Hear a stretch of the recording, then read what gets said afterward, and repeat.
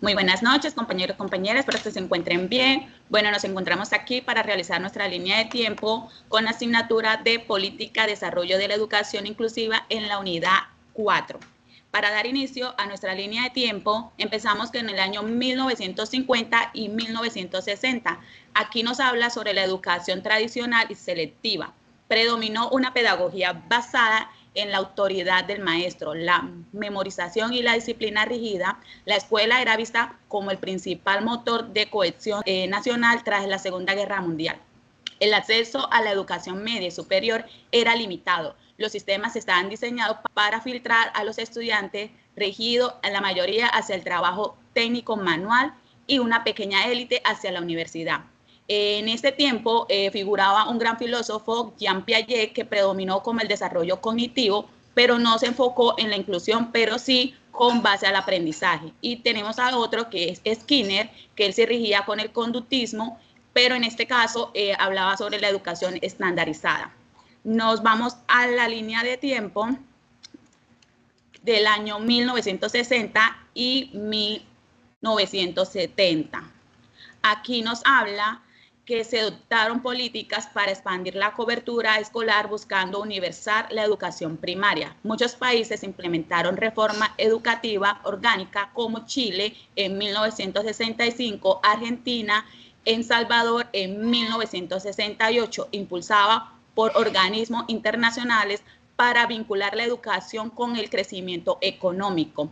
La influencia de la Revolución Cubana y el contexto de la Guerra Fría impulsaron movimientos de educación popular y alfabetización, método de Paulo Freire, buscando la concientización y liberación de los sectores marginados.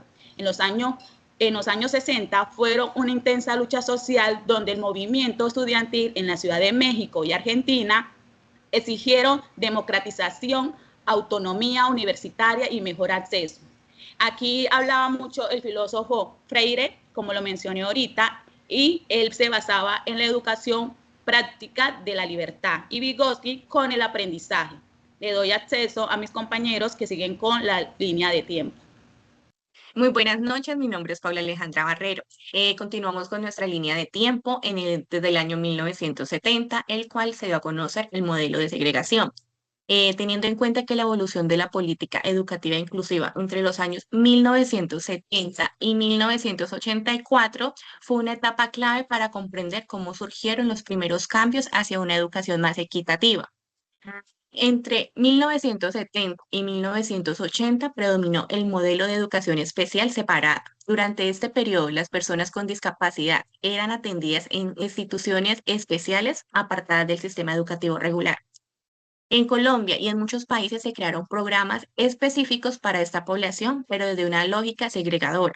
Esto significa que se reconocían las necesidades de atención educativa, pero en espacios diferentes, lo que generaba desigualdad en el acceso y pocas oportunidades de convivencia en otros estudiantes. Ya en un plano pedagógico tenemos a nuestra pedagoga María Montessori, quien aportó la importancia de atender las necesidades individuales de cada niño. Mientras el pedagogo Garner resaltó la diversidad mediante sus teorías de la inteligencia múltiples, mostrando que todos aprendemos de formas distintas.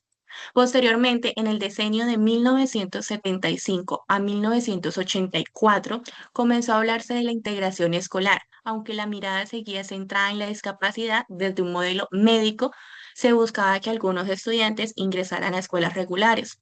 A nivel internacional, el reconocimiento de los derechos humanos impulsó nuevas legislaciones educativas. Un hecho importante fue la publicación del informe Warnock en 1978 en Reino Unido, quien introdujo el concepto de necesidades educativas especiales, cambiando la forma de entender la diversidad.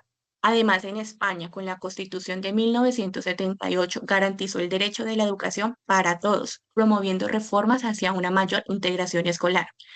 Finalmente, entre el año 1980 y 1990, autores como Jorge Burner y David Ausubel fortalecieron ideas pedagógicas centradas en el aprendizaje significativo y por descubrimiento, bases importantes para la futura educación inclusiva. Ya como conclusión, podemos decir que esta etapa muestra el paso de la segregación hacia los primeros esfuerzos de integración y reconocimiento de derechos. Doy paso a mi compañera para que nos siga contando un poco más de nuestra línea de tiempo. Muy buenas noches, mi nombre es Lina y Marcela Torres. Nos vamos para el año 1985. En la década de los 80, el paradigma cambia, el problema ya no es el alumno deficiente, sino cómo el sistema educativo se adapta a él. Se establece por primera vez el derecho de los alumnos con discapacidad a ser escolarizados en centros ordinarios. En 1985 aparecen las necesidades. Aparece la NE con las necesidades educativas especiales, desplazando las etiquetas médicas por conceptos pedagógicos. En 1990 ya aquí sale la Ley Orgánica de Ordenación General del Sistema Educativo, es donde se convierte la integración en un principio constitucional. Aquí se normaliza el individualismo. La educación debe ser comprensiva, común para todos, pero diversificada y adaptada para cada uno. Muy buenas noches, mi nombre es Caterina Hipotes y vamos a hablar sobre el evento que ocurrió en el 2000. Uno de ellos fue la inclusión, que fue la inclusión de la educación de Dakar en el 2000, reafirmando el compromiso y la equidad educativa. En atentados que fue entre el 2000 al 2001, fueron que cambiaron políticas de seguridad y migración a nivel mundial. En Dakar podemos hablar que fue una inclusión de desplazamiento de integración, que fueron focos de grupos vulnerables. En ellos fueron etnias, género y refugiados. Tenemos en el 2006 la ONU, que es la inclusión que entiende como derecho humano efectivo, de prohibir la discriminación. En este 2006 tenemos que es el Tratado del Marco antes y el después de dejar la discapacidad como un problema médico y entenderla como una cuestión de derechos humanos para todos. Doy continuidad a mi compañero.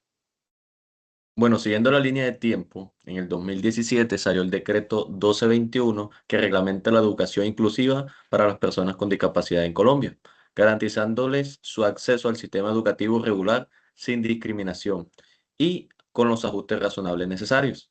Establece la obligación de crear el PIA, que es el Plan Individual de Ajustes Razonables, y aplica el DUA, que es el Diseño Universal para el Aprendizaje en todas las instituciones públicas y privadas del país. ¿Cuáles son los aspectos claves de este decreto? Bueno, se enfoca en la educación inclusiva, donde reconoce, valora y responde a las diversidades de los estudiantes, eliminando esas barreras de aprendizaje. La responsabilidad recae en el sistema educativo, donde las instituciones son las que se tienen que adaptar, más no los estudiantes. Se vuelve obligatorio las herramientas del PIER y del DUAR, donde el PIER se articula con el Plan de Mejoramiento Institucional y no es un currículo paralelo. También se establece que las instituciones deben de brindarles cupos a las personas que están cercanas. Para las poblaciones con discapacidad auditiva tienen que brindarles el bilingüe bicultural, y para las personas que tienen problemas de salud donde no pueden trasladarse, se debe de brindar ese acompañamiento desde su casa. Para el año 2020 aparece la LOMLOE, que es una normativa en el ámbito educativo en España. Se aprobó el 29 de diciembre del 2020. Sus medidas fueron aplicadas de forma progresiva, terminándose de implementar en el año 2024. ¿Cuál fue el objetivo de esta ley? Bueno, fue aumentar las oportunidades educativas, mejorar los resultados educativos de nuestros alumnos, consiguiendo una educación de calidad para todos. Para ello, la ley pone énfasis en el respeto a los derechos humanos de la infancia, la igualdad de género, la personalización del aprendizaje, la educación inclusiva, la educación con valores cívicos y éticos, el desarrollo sostenible y el desarrollo de las competencias digitales. ¿Por qué se menciona esto? Porque esto va de la mano con la Agenda 2030, que es un acuerdo que se firmó entre 193 países, en el cual Colombia hace parte de esto, y tiene como objetivo luchar contra el cambio climático, la desigualdad social y un mundo más justo para todos, para que en el año 2030 podamos tener el país que siempre soñamos. Esta no es una tarea sencilla, se requiere del apoyo de las comunidades autónomas, entidades públicas y privadas, universidades y la sociedad en general. Hasta aquí fue nuestra línea de tiempo. Esperemos que haya sido de mucho aprendizaje para todos y nos vemos en una próxima ocasión.